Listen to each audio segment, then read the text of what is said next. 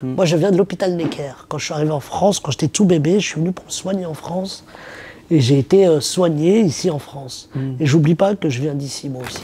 Salut à tous et bienvenue sur On Time. Reconnaissable par son physique atypique, Boudère est devenu une figure de la télévision et de l'humour. Mais on vit dans un monde où on te juge par rapport à ton physique. Même mon iPhone 10, quand je fais une reconnaissance faciale, il bug, ce bâtard. L'autre jour, je tenais un bébé, il m'a sucé le nez pendant 20 minutes, hein. Il revient avec une série Le Nounou qui avait déjà battu des records d'audience sur TF1 l'an passé. Nounou, le bout de Boudère, le nounou, le 17 février. Génial. Bon, merci beaucoup d'être ici. Merci à vous de vous être déplacé, d'être venu. On est venu pourquoi du coup? Bah parce qu'il y a le nounou, il y a la suite du nounou, les aventures de Samir.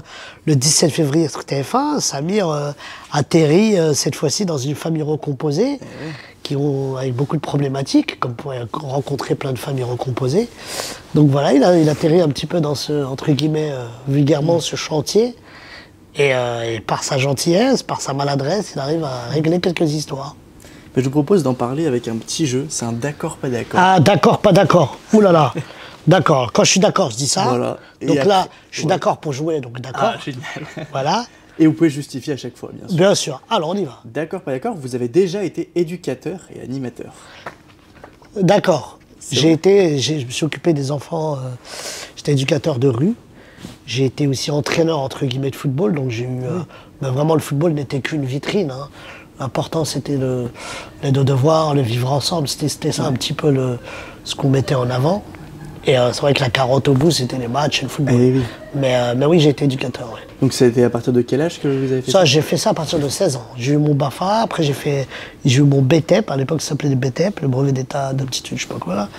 Après j'ai fait des cantines scolaires, j'ai fait des ateliers bleus. Les ateliers bleus, c'est après 4h30 à l'école, en primaire, il y a de l'aide aux devoirs, il y a du sport, c'était dans ce cadre-là, ouais. Et il y a peut-être de ces petits jobs, vous avez peut-être un peu plus de mal ou Non, c'est au contraire, parce que moi, le monde de l'enfance, ça a toujours été un monde que j'affectionne particulièrement.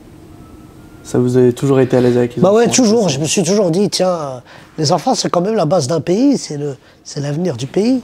Si nous, les adultes, on fait pas attention et on les guide pas bien, bah plus tard, ça fait des adultes un peu moins fut-fut.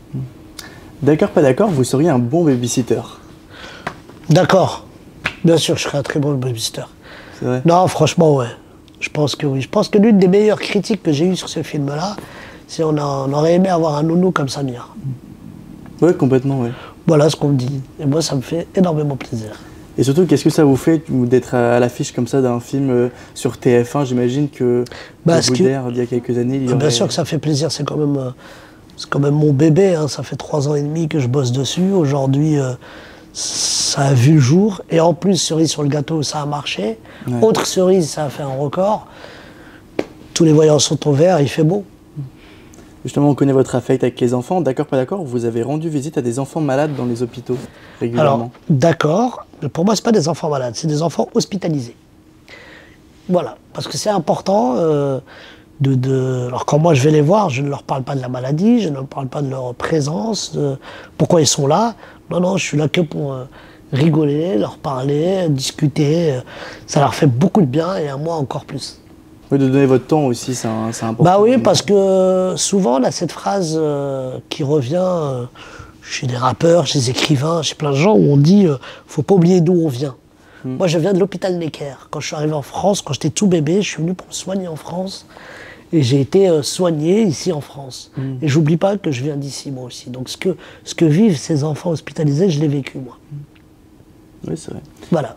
D'accord, pas d'accord, être drôle vous a beaucoup servi. Oui. Ça sert à rien de pas d'accord. Je suis souvent d'accord avec vous, jeune homme.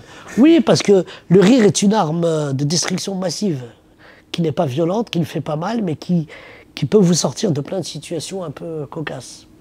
Le rire m'a beaucoup aidé. Le fait d'être drôle, j'ai cette chance d'être né avec la vanne facile, d'avoir un physique drôle aussi. Ça m'a permis, j'en ai pris vite conscience, et ça m'a permis d'être le copain qu'il fallait avoir à l'école. Voilà, si tu voulais passer un très bon anniversaire, il fallait inviter Boudère. Ah oui? Ça rime, hein. Très bon anniversaire, il faut inviter Boudère. Bah oui, parce que je suis un bon vivant, j'aime rire, je me prends très souvent pas du tout la tête. Donc voilà. Donc sur un tournage comme ça, là, le nounou, j'imagine. Ah, sur un tournage comme ça, je suis le capitaine, hein, je mets de l'ambiance. Hein. On s'amuse, d'ailleurs, c'est pour ça que je remercie les comédiens qui interviennent après dans chaque épisode, qui comprennent vite, surtout Frédéric Diffental et Joséphine Drey, qui sont montés dans ce bateau qui est le bateau du nounou, où ils ont vu l'ambiance qu'il y avait, l'ambiance de tournage, où à la cantine on mange tous ensemble, il n'y a pas de hiérarchie, et c'est important, ça se voit à l'écran, qu'on s'amuse, ça se voit pour une comédie, c'est important.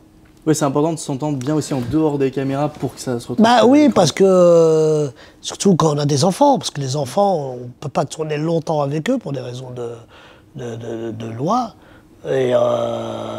Et du coup, il faut que ça se passe bien, il ne faut pas qu'ils soient vexés, pas qu'ils soient énervés, faut pas... Alors bien sûr, on met en place une rigueur de travail. Et franchement, non, c'est que du kiff. D'accord, pas d'accord, vous êtes bilingue en anglais? Pas du tout d'accord. Non, si c'est vraiment ma faiblesse. Alors je parle, je comprends, mais comme toutes les langues, il faut... je parle mieux le néerlandais que l'anglais, par exemple. C'est vrai? Voilà. Alors que... parce que pour parler une langue, il faut la pratiquer souvent. Moi, je connais un peu quelques bases d'anglais, mais pour le pratiquer, il faut que je parle. Des fois, je fais le mytho, hein, je regarde des films en VO et tout. C'est pas vrai, au bout de 2 minutes, ça me gonfle. Hein. C'est vrai, donc tu regardes en VF. Ouais, je regarde en VF, ouais. Et le néerlandais, tu as dit? Ouais, je bidouille un peu le néerlandais, ouais. D'accord, pas d'accord, il vous reste des rêves encore à réaliser? Bien sûr. Un être humain sans rêve est un être humain qui sert à rien. Il faut avoir des rêves dans la vie. Parce qu'on se dit humoriste, jury, acteur, qu'est-ce qu'il y a? Toutes ces choses-là, ce sont des choses que j'ai mis en place et que j'ai fait pour ne pas choper cette maladie qui est le regret. Pour ne rien regretter. J'ai écrit un livre, j'ai réalisé un film, j'ai écrit des films, j'ai écrit des pièces de théâtre, j'ai écrit des one-man shows, j'ai écrit une série. Je ne peux pas regretter. Si demain ça s'arrête, parce que ça s'arrêtera un jour, hein, nul n'est éternel, j'aurais pas le regret de me dire oh, j'aurais dû, j'aurais pu.